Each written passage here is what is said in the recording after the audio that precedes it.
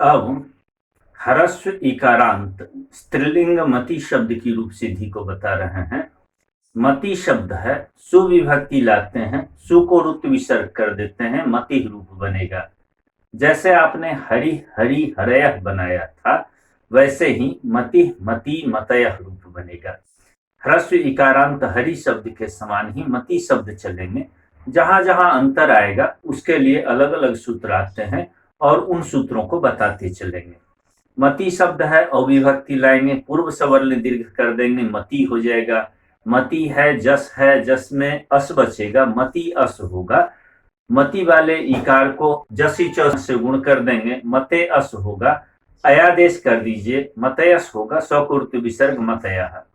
ऐसे ही मतिम मति शस में मति है, अस है, यहाँ यणादेश प्राप्त हुआ है। जहां जहां पूर्व सवर्ण दीर्घ प्राप्त होता है वहां पर यणादेश भी प्राप्त होता है। मति में तस्मात् छसोह न पुंसी, वहां हरिन आपने देखा था, हरि हरि हरयः, हरिम हरि हरि। चूंकि वहां सकार को नकार पुल्लिंग शब्द था हरि, इसीलिए किया गया। मति शब्द स्त्रीलिंग है, इसीलिए तस्मात् छसोह न पुंसी से स को नो नहीं होगा, यहाँ पर स को ऋतु विसर्ग होकर के मति रूप बन जाएगा। इसके बाद मति शब्द से टा विभक्ति लाते हैं, मति टा हुआ। मति वाले इकार को यण कर देंगे, मत्या हो जाएगा। मत्या मतिभ्याम मति भी, ये तृतीया में विभक्ति। अब सूत्र आया नीति ह्रस्वश्च। मति शब्द से ङे विभक्ति लाते हैं, ङित विभक्ति है, यहां पर सूत्र आया नीति ह्रस्वश्च। आपने नदी संज्ञा के बारे में पहले भी सूत्र पढ़ लिया है, वैसे ही यह भी सूत्र नदी संज्ञा करता है। युस्त्र्याख्यो नदी और उसके बाद वाले कई नदी संज्ञक सूत्रों को आपने पढ़ लिया है। यहां भी विकल्प से नदी संज्ञा होती है। आप जानते हैं कि जहां जहां नदी संज्ञा होती है उसके दो तीन मुख्य फल होते हैं। एक तो आणनद्याः से आठ का आगम होता है और आटश्च से वृद्धि हो जाती है। जैसे कि यहां पर देखते हैं, मति शब्द है, ङे विभक्ति लाया, ङे में ए शेष बचा, मति ए हुआ।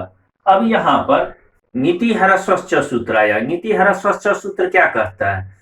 इयं वंग स्थानौ स्त्री शब्द भिन्नौ नित्य स्त्रीलिंगा विदूतौ ह्रस्वौच इवर्णौ वर्णौ स्त्रियां वा नदी संज्ञौस्तः। यहाँ पर वृत्ति में स्तः शब्द कहा गया है। अस्ति स्तः, स्तः शब्द द्विवचन है, अर्थात नीति ह्रस्वश्च दो काम करता है। जहां पर इयं वंग हो गया हो ऐसे स्थानी को नदी संज्ञा, इयं वंग दीर्घ इकार और उकार वाले स्थानों पर इयं और उवंग होता है। ये सब आप पहले पढ़ चुके हैं।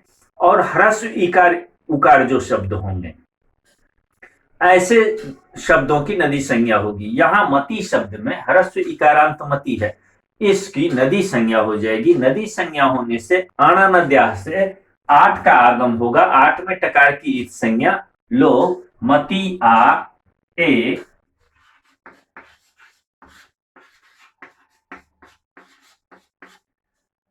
आटश्च से आ और ए में वृद्धि होकर के ऐ हो जाता है, रूप बनेगा मति ऐ।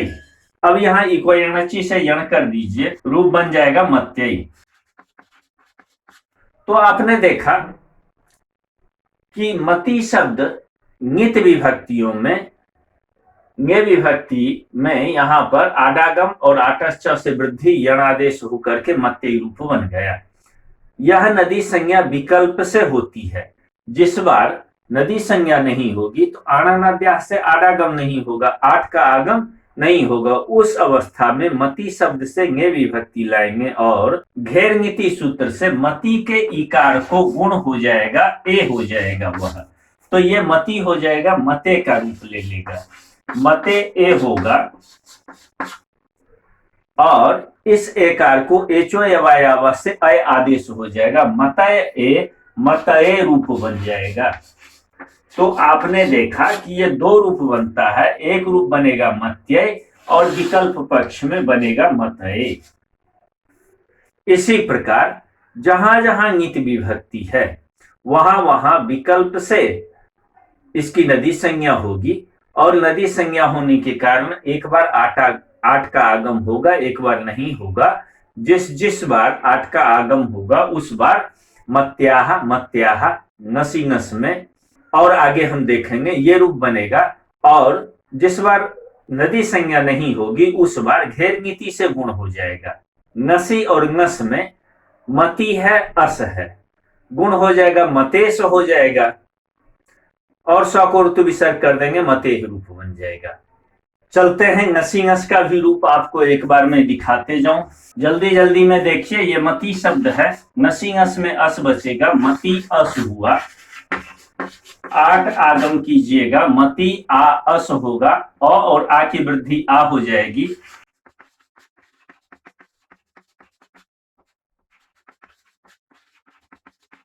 यहां यण कर देते हैं, इस सकार को ऋतु विसर्ग कर देंगे, मत्याह रूप बन गया। तो आपको ये सारी प्रक्रिया पहले ही आप हरि शब्द में और सारे शब्दों में बना चुके हैं। तो ये समझने में, जो लोग पहले की प्रक्रिया नहीं समझे, नदी संज्ञा के बारे में, आडागम के बारे में, वृद्धि के बारे में, उनको यह वीडियो काफी कठिन लगेगा। चूंकि मैं लघु सिद्धांत कौमुदी पढ़ा रहा हूं, एक क्रमिक रूप से पढ़ा रहा हूं। लघु सिद्धांत कौमुदी में क्रमिक पाठ भी है, जो चीज पहले आ गई है उसके आगे की बात यहाँ बताई जाती है, पीछे वाली चीजें वहां बार बार आते रहती है।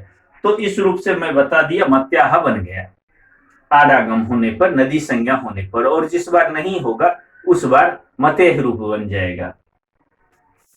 मति शब्द के नसीनस में जिस बार नदी संज्ञा नहीं करेंगे, मतेह ऐसे बनेगा, मति है, नसीनस का अस रहेगा।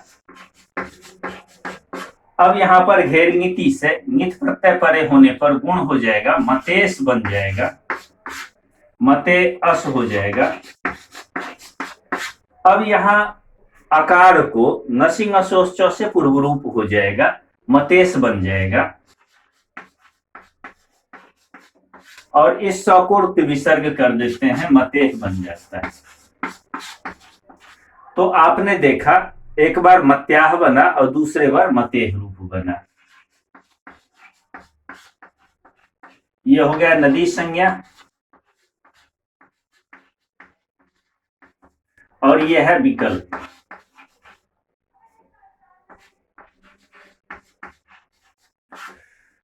तो नसी नस में मत्याह और मतेह ये दो रूप बनते हैं। आम विभक्ति में मती नाम, जैसे रामा नाम बनता है वैसे ही बनेगा, मति है, आम है। अब यहां ह्रस्व नद्या को नुट से नुडागम कर दिया, नुट में उठ की संज्ञा लो, मति नो आम हुआ।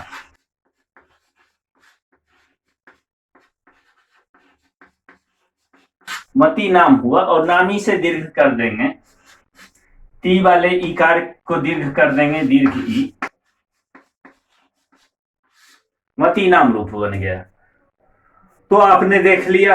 अब नीत विभक्ति में एक विभक्ति बच गई नी, उसकी सिद्धि देखते हैं। मति है और नी है, मति है, नी है। यहां पर एक सूत्र है औत, आप इस सूत्र को पहले पढ़ चुके हैं। इससे नी को औत प्राप्त हुआ, औत सूत्र से नी को औत प्राप्त हुआ, और नेराम नद्याम निध्यास से नी को आम प्राप्त हुआ।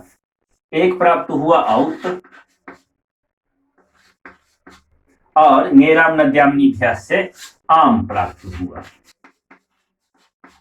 ये है औत और ये है नेराम। इन दोनों की प्राप्ति हुई। अब विपरीत सेधे परम कार्यम सूत्र आया, कहा कि तुल्य बल विरोध होने पर कार्य हो। पर कार्य यहां पर औत सूत्र है, आप मिला करके देख लीजिएगा सूत्र संख्या, औत से औ प्राप्त हो गया। यदि हम यहां औत कर देते नी को तो मत्याम रूप नहीं बनता, इसीलिए सूत्र आया इदुद्भ्याम। इदुद्भ्याम सूत्र कहता है ईट ऊत भ्याम, अर्थात ह्रस्व इकार उकार के बाद नदी संज्ञक ह्रस्व इकार उकार के बाद नी को आम आदेश हो जाए। अब इदुदभ्याम सूत्र औत को बाध लेता है, ये दोनों कार्य नहीं हुए। अन्यथा आप सोचे होते कि नेराम नद्याम निभ्यास से नी को आम होकर के मत्याम रूप बन ही जाता, फिर इदुदभ्याम की आवश्यकता क्या है। इसीलिए मैंने बताया कि यहाँ औत से औ की प्राप्ति और नेराम नद्याम निभ्यास से नी को आम दोनों प्राप्त हुआ, और यहाँ पर विप्रच्छेद नियम के कारण औत से औ हो जाता, उसको बांधने के लिए इदुदभ्याम सूत्र आया। मति आम हुआ। अब यहां पर इको यणची से इक हुआ, मति का ई, इसको यण कर दिया, य होगा, और यह आ य में मिल जाएगा, बन जाएगा रूप मत्याम। जिस बार नदी संज्ञा नहीं होगी, चूंकि यह सूत्र नदी संज्ञक इदंत उदंत को से परे नी को आम करता है, जिस बार नदी संज्ञा नहीं होगी उस बार मति शब्द है, नी विभक्ति आई, मति नी। अब यहां पर सूत्र आया अच्छ घे है, घी संज्ञा है, मति की घी संज्ञा हो जाएगी, घी संज्ञक अंग को अकार आदेश और नी को औ आदेश हो जाता है, तो रूप बन जाएगा मत औ। यहां पर वृद्धिरेची से वृद्धि कर देते हैं, बन गया मतौ, मत्याम मतौ, ये दो रूप बनेंगे। नी विभक्ति मत्याम मतौ, ओस में मत्यो हो और सुप में मतिसु। तो आपने देखा कि ह्रस्व इकारांत स्त्रीलिंग मति शब्द के निद वचनों में दो दो रूप बनते हैं। आप लोगों को मति शब्द का रूप याद रखना चाहिए, बार बार काम आएगा। ये याद रखिएगा कि मति शब्द के निद वचनों में दो दो रूप बनते हैं, एक बार नदी संज्ञा होने पर, और जिस बार नदी संज्ञा नहीं होगी तो घी संज्ञा होने के बाद रूप बन जाएंगे।